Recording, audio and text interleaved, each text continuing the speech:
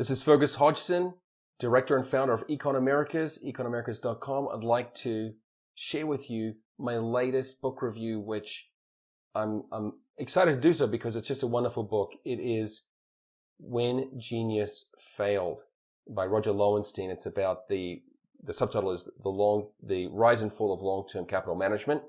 This is an amazing book. First, because it is extremely entertaining. It's basically candy for the financial enthusiast. So anyone who is a financial enthusiast will get a great deal of entertainment or enjoyment out of it. But beyond the entertainment value, it is an amazing or insightful case study in behavioral finance or behavioral economics, the presence of human irrationality. And so for that, it is priceless.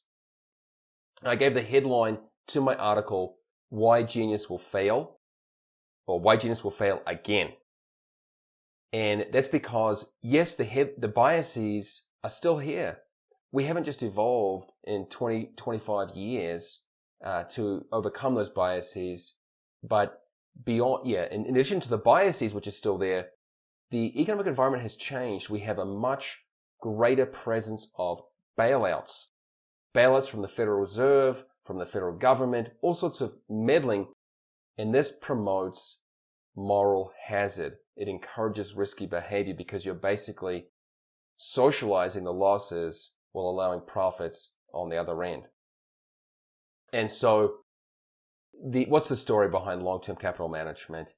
It was a hedge fund in the 90s, and they engaged in highly leveraged bets on bonds. And what they really did, without necessarily knowing this or stating it, was they were basically insurers of market risk. And so then when there was this volatile human behavior in the late 90s, and there were a few failures, I think Russia was one of them. I can't remember. A couple of countries went through crises. And so when there was this volatility they did not expect, and they did not see, let's say, returns to fundamental value as they calculated, they were wiped out, right? The insurer was wiped out by the storm. So what were these biases they had, which are apparent, throughout this book? One is overconfidence, right? So these men thought very highly of themselves, fine, but they did so beyond where their expertise was. And this overconfidence bias is ubiquitous, right?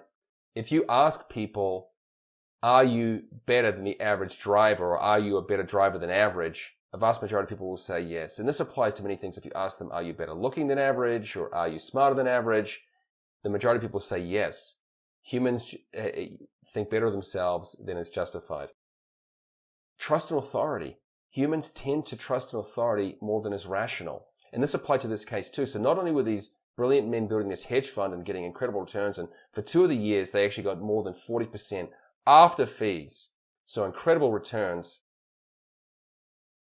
Even other specialists or experts did not know what was going on behind the scenes and piled on the money. And I think their total assets got to something like $6 billion or something, a very high level in a short amount of time. So they just came from zero to nothing in a short amount of time. And then the final bias is this herd behavior or fear of missing out.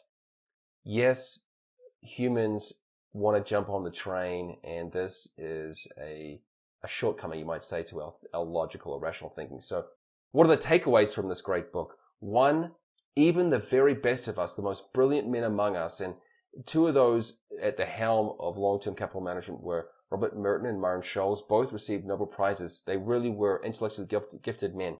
Even the best among us benefit from a dose of humility. Second, herd behavior is a thing. It's not very, really, maybe uplifting to say this, but a great deal of market valuation really has little to do with net present value or fundamental value, and is more what one of my professors called a beauty pageant. So we just have to be conscious of that, and long-term capital management exhibited this herd behavior, right? That people jumped in irrationally to get on board, to follow that fear of missing out or respond to it. And the final takeaway for me is that the U.S. financial system is precarious.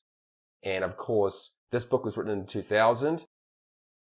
and therefore it was prior to the global financial crisis of 2008. But what I mean by precarious is that basically, I hate to say it, but there are too few players. There is regulatory capture, there are barriers to entry, there are bailouts for favored entities, these too big to fail, which I think is entities, which is a scam as far as I'm concerned, that let these people fail, let the market heal itself, to be frank. Okay, so let's give a little bit of a positive finish. What can overcome this precariousness? Actually, we have this thing now called decentralized finance, or DeFi, which has the potential to disrupt the financial sector, and is already doing so, of course. Disrupt it and enable lower barriers to entry and greater financial market inclusion. And so I'm excited for one of my upcoming books to read, to be DeFi and the Future of Finance by Campbell Harvey. He's a professor who's been on one of my other podcasts. So otherwise, yes, I recommend this book highly. When Genius Failed by Roger Lowenstein. Please go to econamericas.com for the full review, and I recommend you pick up a copy. Thanks for listening, and I look forward to chatting with you soon.